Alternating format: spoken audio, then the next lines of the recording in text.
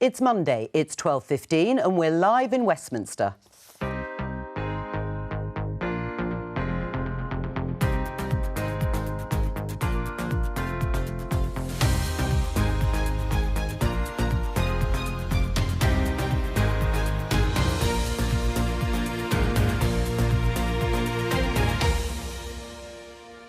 With me today, Conservative MP Scott Benton, Shadow Northern Ireland Secretary Peter Kyle, journalist and author Paul Mason and GB News presenter Inaya Folarin Iman.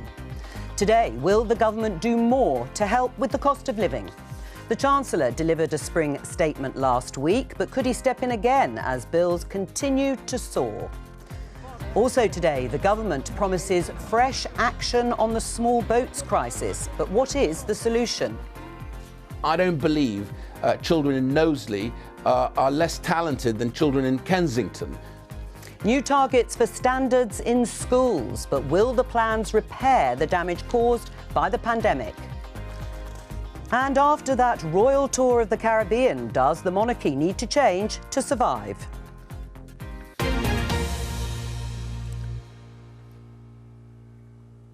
Well, let's start the programme by picking up on the fallout from the Caribbean tour by the Duke and Duchess of Cambridge. You saw there that photo opportunity of the couple in the Land Rover. Criticism that it had echoes of the colonial past relationship between the UK monarchy and the Commonwealth. In fact, Prince William has said that he is only interested in a better future for the Commonwealth, not in who leads it at the end of that tour. Modernisation has prompted this front page in the Sun newspaper. Let me just show you. The headline says, after tour anger, fresh Prince. Not, of course, Will Smith, Fresh Prince of Bel-Air, but Prince William. Will's plots royal reboot. And today, Keir Starmer, the Labour leader, has said, I know just how strong the connection is between those countries, the Commonwealth and ours. It's very, very deep. But, of course, you know that relationship changes. So my question to the panel to start the programme, Scott, with you first of all, is does the relationship need to change with the Commonwealth? Well, the British royal family is this country's greatest export. It truly is the envy of the world, and William and Kate are fantastic ambassadors for that institution. I'm sure they will be over the coming decades as well. Ultimately, it's for the Commonwealth as an organisation to determine who leads it. I think it would be poorer if it wouldn't be the British head of state, but that's not an issue for the royal family or for the UK government to determine themselves. So it should be Commonwealth leaders who make that decision over coming decades. What do you think, Peter? Is it outdated, that relationship, or is it one that just needs to be strengthened and modernised?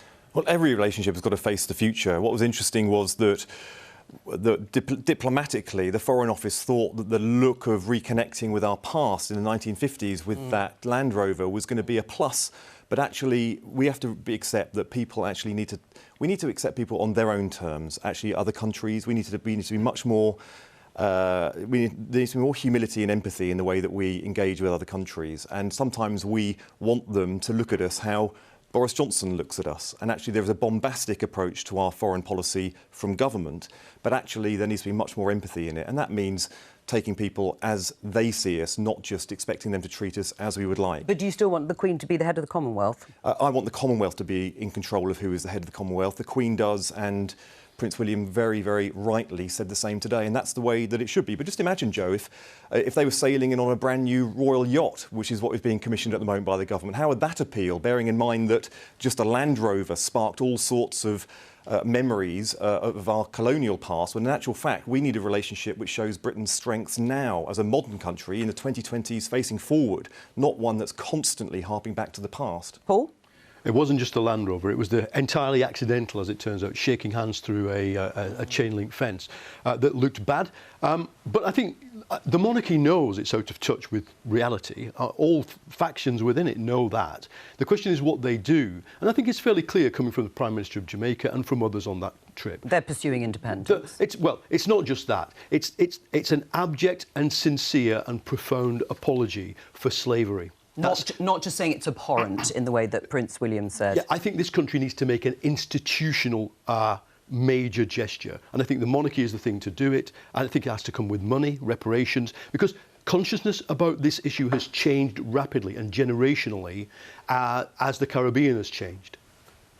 I think the Commonwealth has a lot of benefits. I mean, intercultural, intellectual and economic exchange has been very good by and large, and I think it is very good, particularly for countries that have a shared history. But I think it's totally understandable if many Commonwealth countries want to rethink the relationship with the British monarchy, and I think that they're right to, whether that's have a referendum on, self-determination or that kind of constitutional change. I think that would be welcome. And I think it's good that Kate and the royal family have been relatively positive about that potential change. So I do think that whilst reconciling with the past, we can look forward about whether or not it's appropriate to go about the way that we have been going about. And I do think some of the optics didn't look particularly great over the last few weeks. It's worth pointing out, though, Jo, that actually overwhelmingly they were well received. I mean, there was huge excitement around everywhere that they went. There were some, diplomatic issues, but actually they were diplomatic. They weren't actually about the interaction that they had with people there that was overwhelmingly positive. Can I just pick up on the issue of reparations? Do you agree with Paul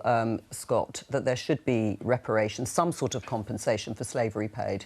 I think this country does a very good job at beating itself over our history, and I think we sometimes fail to look at the Commonwealth and the Empire for the good it did and the position it put this country in going in the past. So it's this constant theme of the left for apologies for this country, its traditions, its beliefs. I don't think it's helpful. We need a full and frank assessment of the Empire, not just in society, but importantly in our schools as well. That needs to include the good of Empire and the bad. But this constant hitting at this country and poking of our history by those on the left, I don't think is helpful, and it's certainly not what my constituents want to see. All right, we're going to move on and talk about the spring statement in terms of consequences for energy. Let's just take a look at this headline in the Daily Telegraph. Electricity could be free for families living near nuclear plants.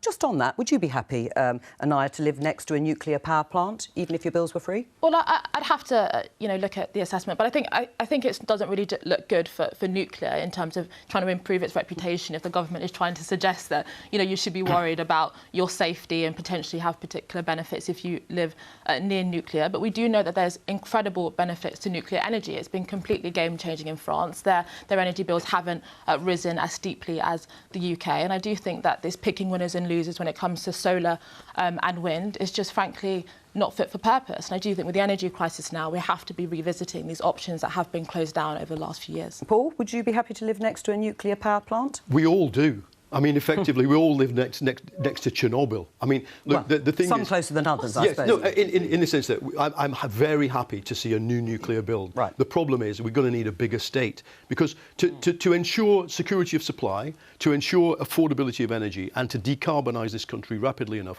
we're going to need state direction. And that's why we've got the new energy strategy isn't here, because there isn't enough money in Rishi Sunak's brain, in his worldview, to fund the rapid rollout of all kinds of energy: wind, solar, onshore, offshore, nuclear. We need it all. We need to throw everything. What about shale gas? Do you agree with shale gas? Well, I don't see the point of it. It doesn't solve the energy security problem. Because unlike in America, the sources of it in the UK are not secure. They are not there. And so, it's a theoretical issue. It's a politically raised issue. I think far better, let's have tidal barrages in the Severn estuary. All right, well, let's talk about the amount of money that may or may not be needed. As you say, Paul, that energy strategy by the government has been delayed. It looks like it may be delayed again. Let's talk to our political correspondent, Ione Wells. What do we know about the state of the government's energy strategy, Ione?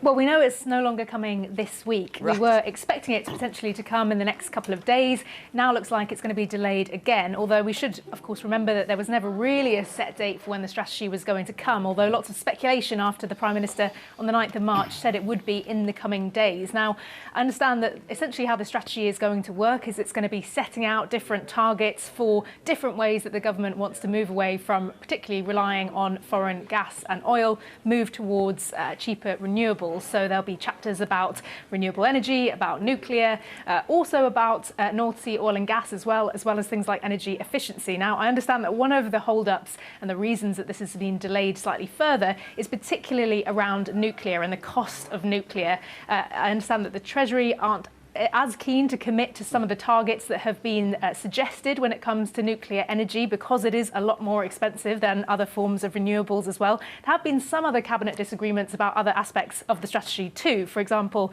the way I understand it, there's not going to be much mention of fracking, which is something that certain ministers, certain MPs had been pushing for in recent weeks as well. Also, cabinet disagreements over onshore wind in England as well. I know that the Business Secretary, for example, Kwasi Kwarteng, along with ministers like Michael Gove, had been in favour of loosening planning regulations to allow more onshore wind in England, something that other cabinet ministers not so keen on. However, as I say, I think the main reason for the delay at the moment is one over money, particularly when it comes to nuclear. Oh, well, let's talk a little bit more about money and Rishi Sunak specifically. He is in front of the Treasury Select Committee in the wake of the spring statement. Are we expecting him to come back to Parliament with more measures to help people with the cost of living?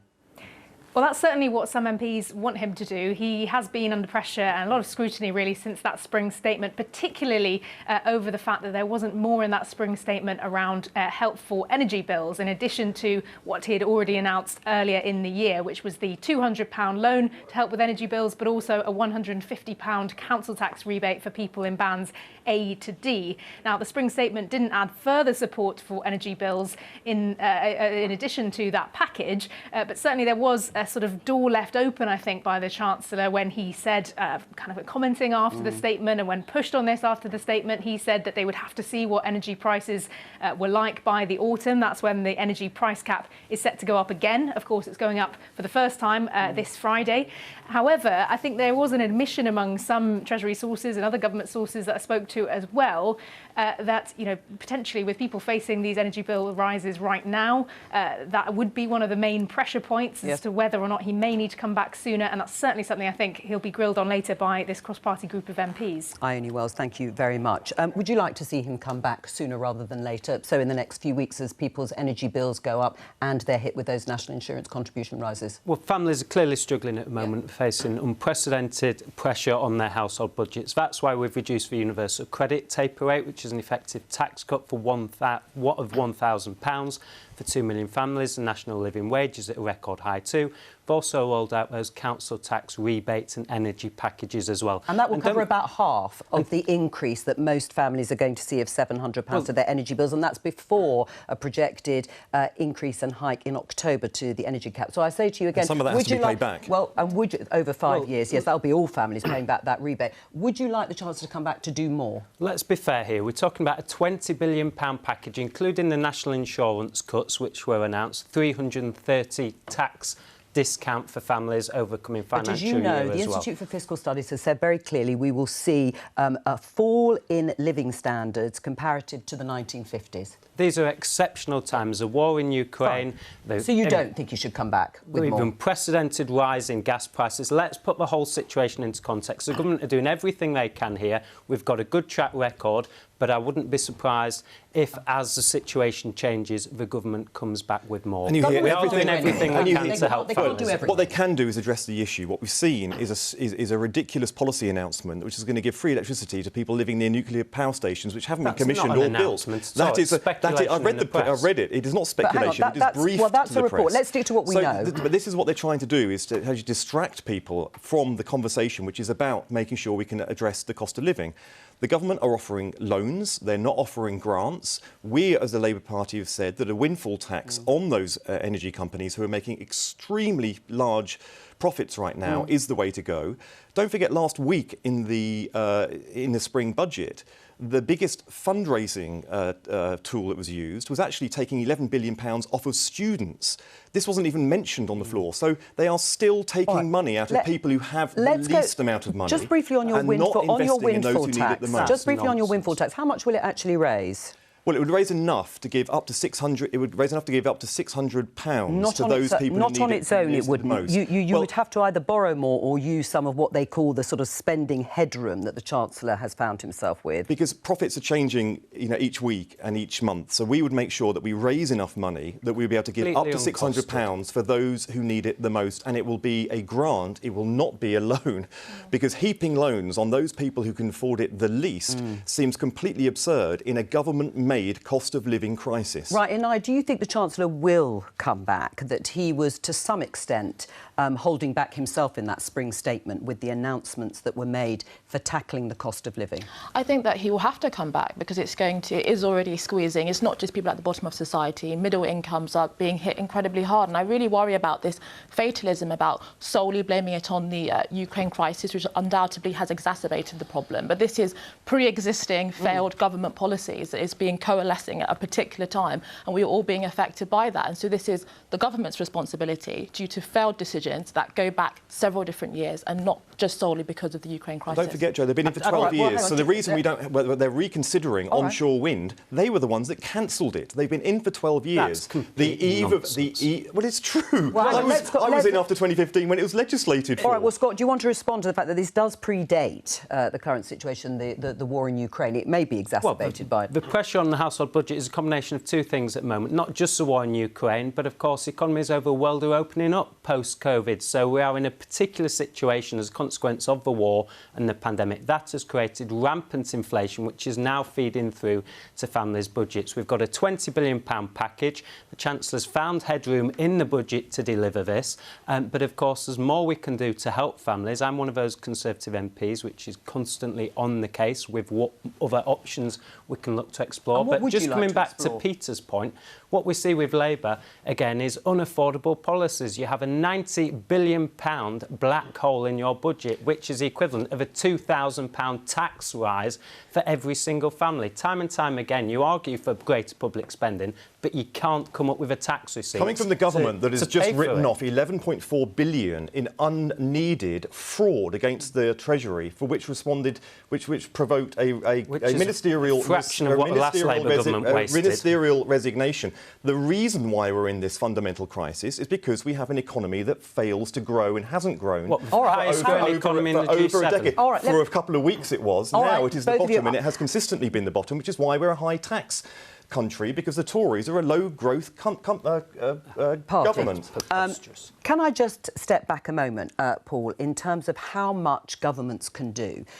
Rishi Sunak said very clearly he would do whatever it takes when it came to the pandemic. He now says that governments can't do everything. And he may well come back and announce some more measures to help with cost of living. But how much does the level of intervention have to be, in your mind, to deal with perhaps the biggest issue, which is around energy feeding into people's bills? We have to do three things: secure the supply of energy, decarbonise the energy system to save the planet, and do it without plunging families into penury. Markets can't achieve challenges on that scale. We need state direction. What is the price cap? State directing or nationalising the energy? I don't care.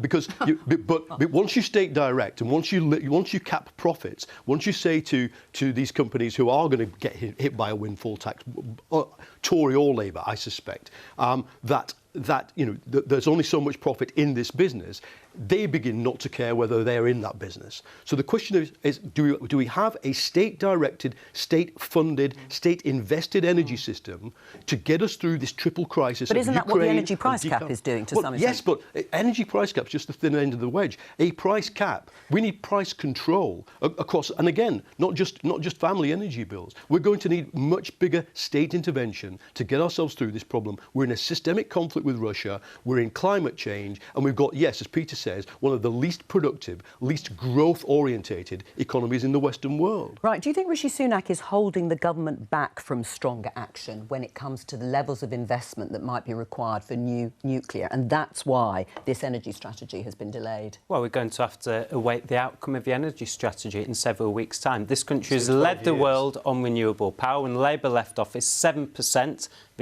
of the UK's energy supplies from renewable sources. Now it's nearly half. But nuclear needs to be part of the mix. That's why we've moved ahead with small nuclear and would you contemplate reactors. Greater state control in the way that Paul has outlined? Well, we ultimately need more nuclear power to be delivered. And if that means the state taking a greater role to secure supply and security of energy, then that's something we're going to have to look There's at very closely. There's nothing intrinsically left-wing about a state-directed energy system. Other European countries have it that have conservative governments. This is what I'd appeal to the Conservative Party to do.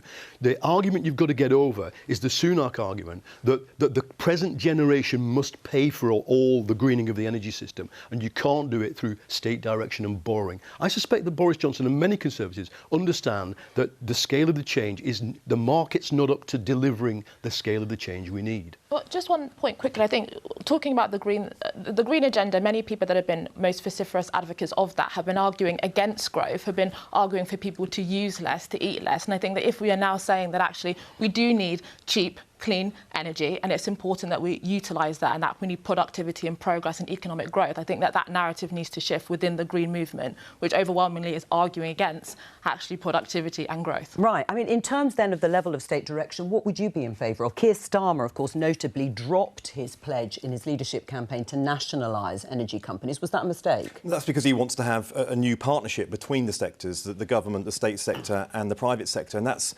exactly what needs to happen. We need to make sure that, I mean, if you take things like nuclear power, for example, you cannot have nuclear power without the state being involved, in regulation, in investment. I mean, just if you look at Hinkley Point C, George Osborne says that this is a private endeavour, but he, in order to make it work, he guaranteed a strike price for energy, for electricity, of £35, which is about 20-25% higher than any other mode of producing electricity, and that's guaranteed into the future. Labour hadn't ruled this out in '97, would be in a better position. So the key thing is that even when you have a government that says they're not, they will subsidise it downstream and play a fundamental role in doing so. Incidentally, it was the last Labour government which recommissioned the new generation of power stations, which this government has actually prevaricated. But successive governments have not gripped the issue of nuclear power. 1997 was at the beginning of the Labour government. Our actions in office tell a very, very different story. We had economic growth, and we had a 20% reduction in carbon emissions. And left us with a huge that was also a myth. And if the deficit's your problem, why have you increased it by almost a factor of 4 since you've been in office? When Labour left office, £1 for every £5 we spent was borrowed, and now it's £1 for every 34. 800 billion. It is now 2.2 trillion. All right, let's go to today. Has borrowed more than every single Labour government in office, and you should be shamed for it. Let's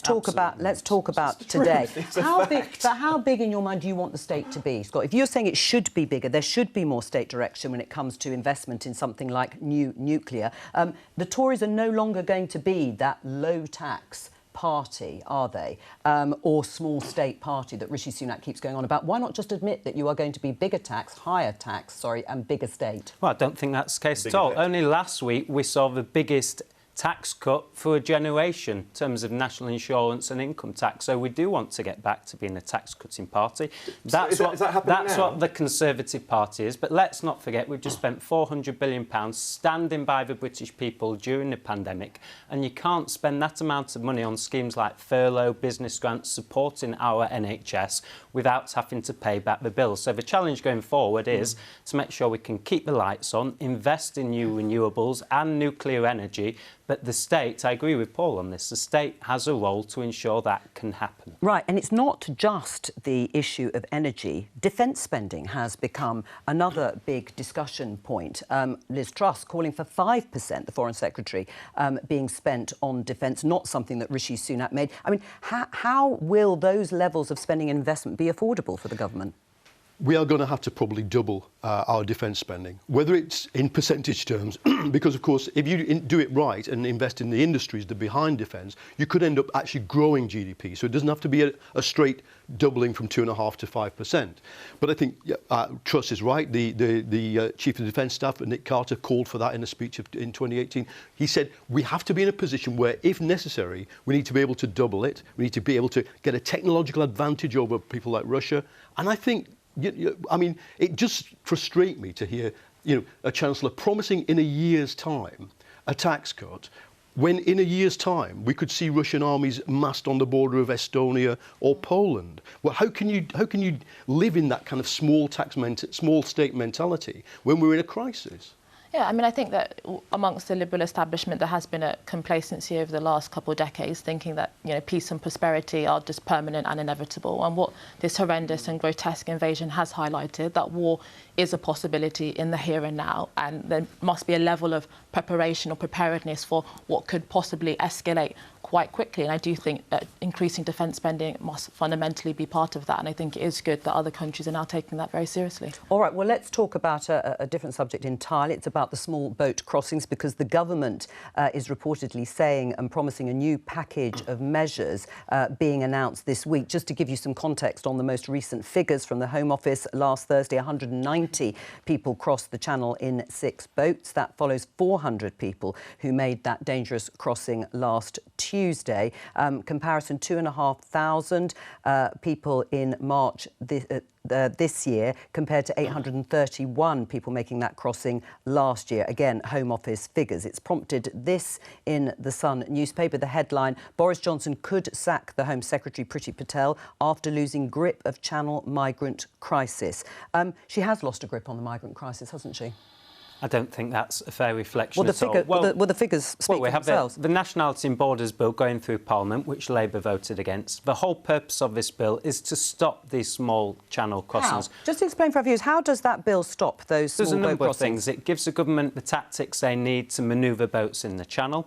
It also revamps the asylum process to make sure we can end this vexatious cycle of appeals against people who have lost asylum claims. It also tackles the people smuggling gangs head on. They're the root cause of this crisis ultimately, so it doubles their prison sentences if we can catch them as well. So there's a whole package of bills, including offshoring the claims for asylum, by the way, which is a big pull factor. You can't find a partner to actually, or a partner country to actually come in on that. The process continues and those negotiations are ongoing. But if we can remove those pull factors for why people want to come here, which is why an offshore centre is so important, that will help to alleviate the problem we face. But Scott, people are dying on that route. There are women. And what are you doing to help it? You have no problems whatsoever, Peter. You've voted against the measures which are getting tough on this problem last week. What's Labour's policy on this issue? You didn't hear what I was going to say.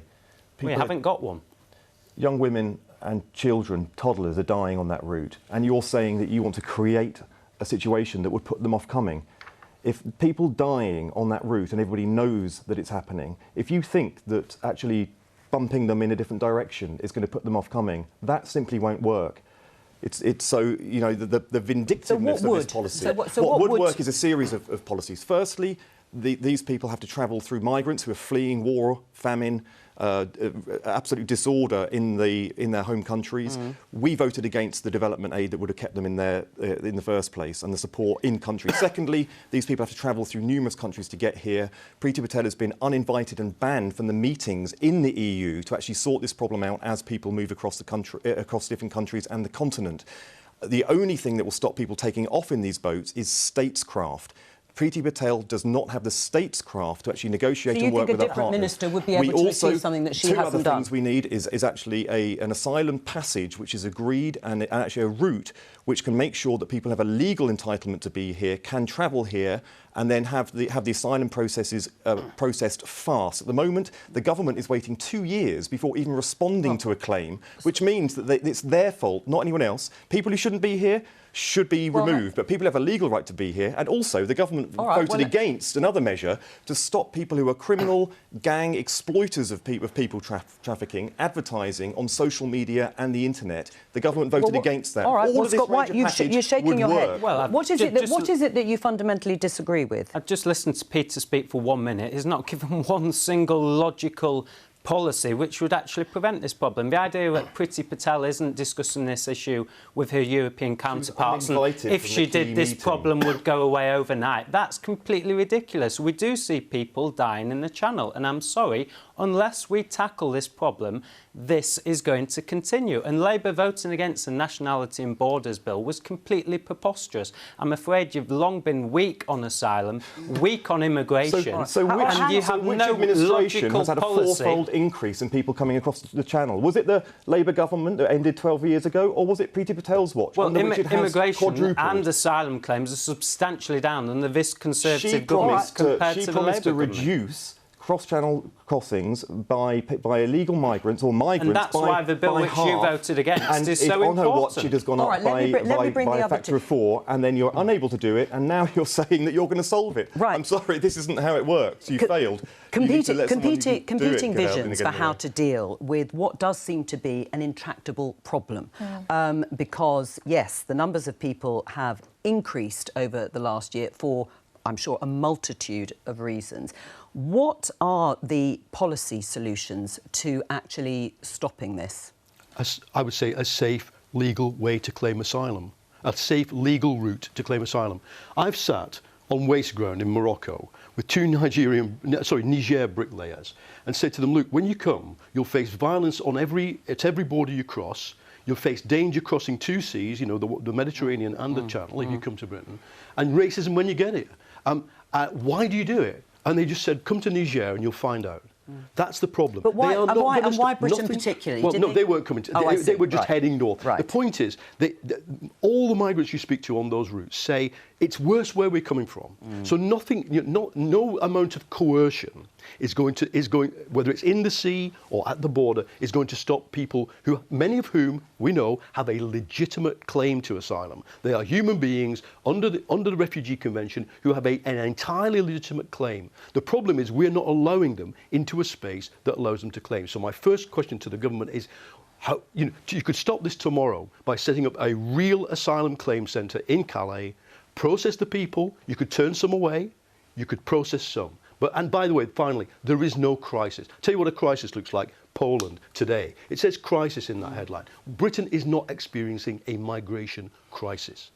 Yeah, I mean, on Priti Patel's own terms, she has clearly failed. And I do think that when we look at the response to the Ukrainian refugees and also Hong Kong, the bespoke scheme that was created, British people, by and large, are actually incredibly generous and just want this particular issue with the channel crossings to be resolved. And I do think that when we look at some of the policies that have been implemented by successive governments, harsher, tougher measures often are very counterproductive and backfire. We saw what happened with Windrush, and there's no evidence that this particular policy proposal is going to help. I think when we speak to organisations like the Refugee Council, Amnesty International, they talk about potentially a humanitarian visa, which would allow safe and legal routes to enable people to at least apply, and also much faster processing times. Oftentimes, people are waiting 2-3 years, and by the time that they've actually got a decision, then of course they're going to have to stay then because they've set up links in a family and so on. So I think processing times needs to be reduced to, at the absolute maximum, 6 months, and then we will be able to sift through much more applications and deal with this issue much quicker. Scott?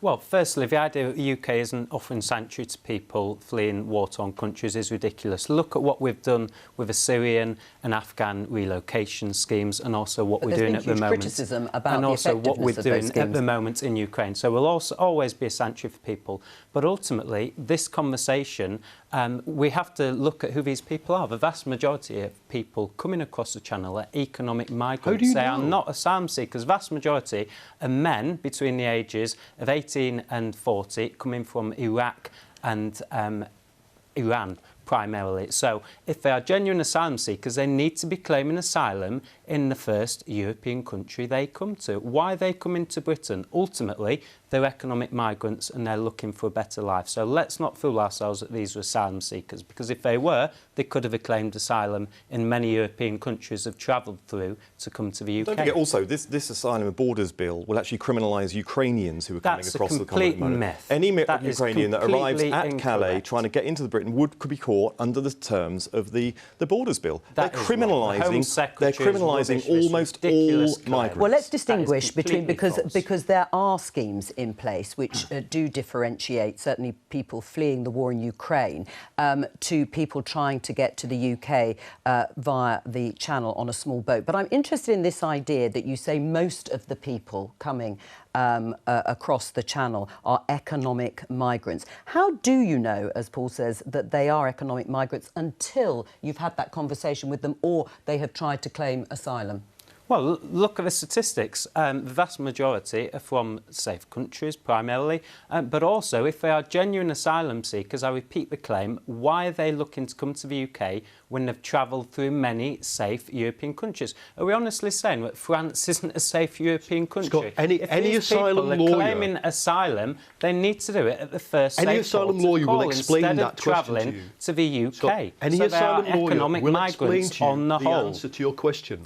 They are not obliged to claim asylum in the first country they reach. That is not the definition of an asylum seeker. But do you accept there are lots of people who are economic migrants? They're not fleeing persecution. Well, lots That's why of. we need a proper process Exactly. so we can deal with this. A young man fleeing Iran or Iraq, to me, does not sound to me like the primary thing they're looking for is a taxi driving job. The primary thing they're looking for is to not get killed by a militia or an Islamist crazy government. But that's what most of them are fleeing. They're already in Europe by that point, and I do think that it is fair to say, from a British perspective, for ordinary people, they do see people passing through many safe countries and do wonder why people are just picking Britain. So I do think that has to be addressed. All right, we're going to move on and talk about schools, because today the government has published its schools white paper. It outlines how the government will help pupils catch up following the disruption caused by the pandemic, as well as setting targets to drive up standards in English and maths in schools in England. Let's listen to the Education Secretary, Nadeem Zahawi. Under the reforms, we pledge to parents that whenever your child falls behind in English or maths, regardless of their school and regardless of their postcode, your child will receive tailored support to help them back on track. Well, look, we'll talk about the tailored support in a moment, but Scott, a new set of measures being announced because obviously there was and is a lot of catch-up still caused by the COVID-19 pandemic, a gap in educational attainment.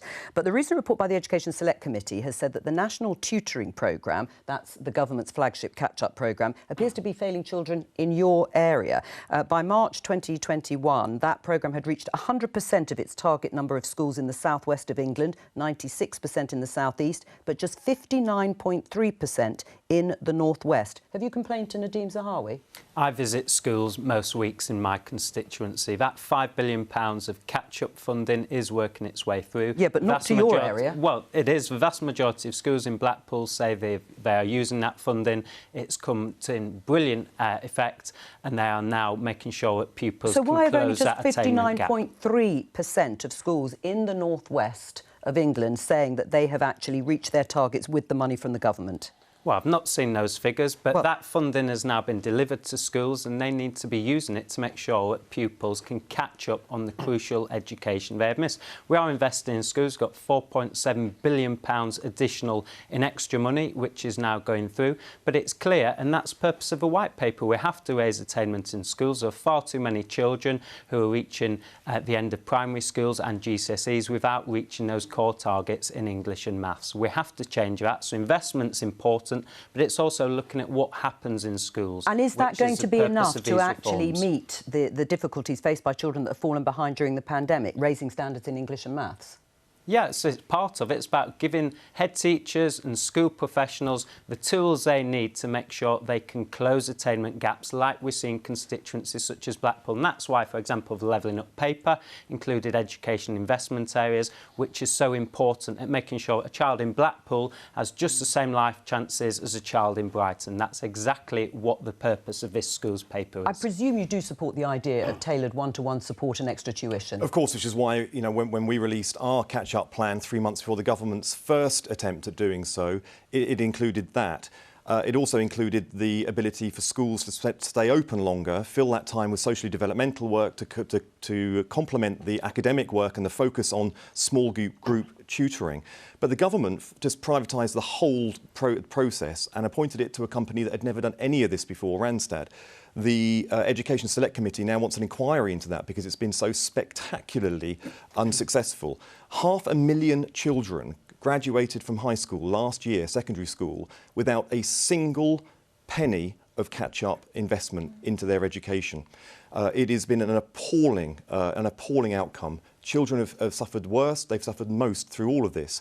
Students require far more investment. The teachers need to be trained so that they can actually adapt to the challenges that's in classrooms now. Schools are chronically underfunded and under-resourced for the challenges that they face.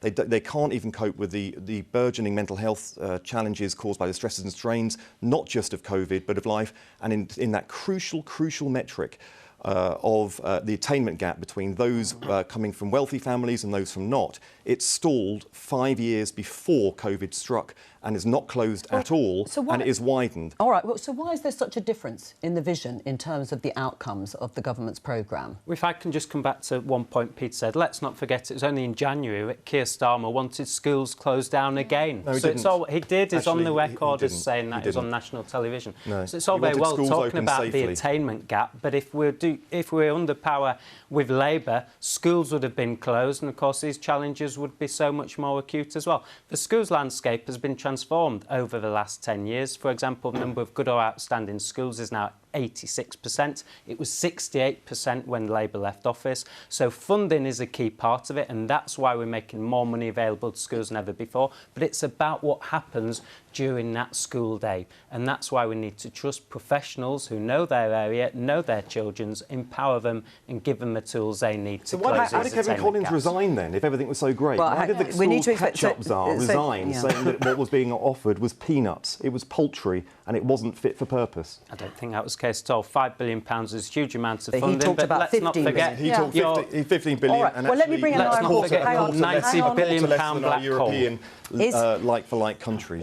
Is it enough in terms of what the government has announced today to repair the damage that has been caused by the pandemic to kids' education? No, it's not enough. And I think no one's going to disagree in terms of more funding for kids improving English and maths. But I do think it rings massively hollow. But the government has aggressively pursued policies that have actively increased educational inequality across the board. And it is true that there's been many politicians that have been seemingly rewriting history about their support for policies such as closing down schools that we do know had a huge impact on young people. And I do think that we need much more money, much more investment and much more imaginative thinking, because the inequality that has been exacerbated has been truly astonishing. And I think kids, by and large, have been hit incredibly hard by the pandemic. Is it just about funding? It is true that Sir Kevin Collins resigned over what he said was a lack of credible COVID catch-up, and he did suggest far more investment to the tune of at least £10 billion more pounds being invested in education. But is it just about that? It's obviously not. I mean, I haven't met a politician in the last 15 years who wanted education to be worse for children. It's impossible to find one. They all wanted to be better. But I think, frankly, COVID hit a highly unequal society. And it wasn't just unequal in terms of social terms, it's also unequal in geospatial terms. The moment places like Blackpool have the same level of education achievement as places like Brighton will be the moment when they get the investment of decent jobs, upward mobility for people, families able to live a decent life. And I'm from the northwest, I know Blackpool, I come from a place not unlike it. Those places, the educational problems that teachers are facing in schools are effectively social inequality and deprivation problems, as well as occasionally, sometimes, incompetence and not getting the best teachers and the rest of it. But fundamentally for me, it's the society that provides the background for the children who arrive at the school gate. And until it improves for them, we're not going to get the same outcome. You're nodding away, you accept that? I do. I'm completely singing from the same hymn sheet as Paul on this one. And I think you're spot on. Again, that's why we need a laser-like focus on levelling up on jobs, skills, but this doesn't look as if it is NHS, levelling up, public does it, health, mental health, all of these. I mean, Paul's entirely right. When children get to the start of school in Blackpool, they'll have probably faced circumstances which children in other towns in the country won't have. So, again, it's a laser-like focus on jobs, getting the basics correct, making sure that families are living in houses which are fit for purpose, which was an announcement from Conservative Conference for Blackpool last week, making sure the NHS and health services are functioning in those areas, and there's support going in via, for example, family hubs for young families as well. And that's certainly the ambition of the government, isn't it, in terms of levelling up? That's what they wanted to do. Yeah, exactly. But you can want a laser-like focus on all these things to your heart's content. The fact is that the per-pupil funding isn't going to reach the 2010 levels, as Labour left it, until 2024, and that is the government's own figures. You can will it, but unless you actually resource it to train and teach and give the space for these things to happen, It won't happen, and the outcomes speak for themselves. The gap between private education and state education has increased for the fastest and widest gap in the history of our state education system under this government. Why? Because one system is run by the private sector, the other system is run by this Tory government who is running it into the ground. I'm afraid that's all we've got time for. Thank you to all of my guests this Monday. I will be back, of course, with more Politics Live tomorrow at 12:15. From all of us here, bye-bye.